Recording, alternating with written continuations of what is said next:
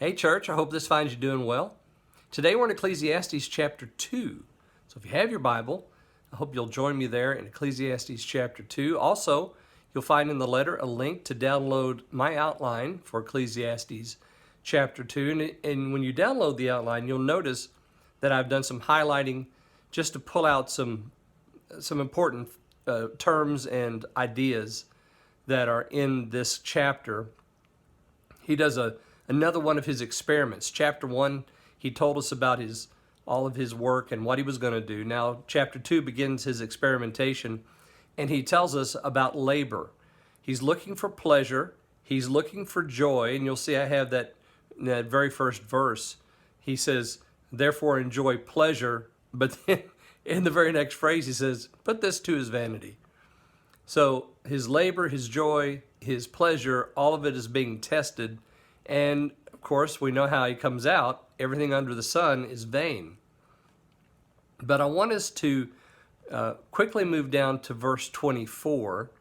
And you'll see in verse 24 that he mentions the Lord there. And in 24 he says, there is nothing better for a man than he should eat and drink, and that he should make his soul enjoy good in his labor, for this is from the hand of God. So he sees that God has given man something to do, and he sees it as a gift.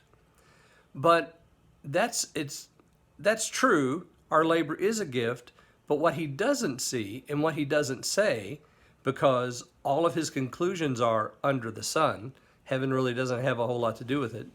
But here in 24, he says this is a gift from God. But then he misses something very important. And we find that in the New Testament when Paul writes, no matter what you do, in whatever you do it to the glory of God.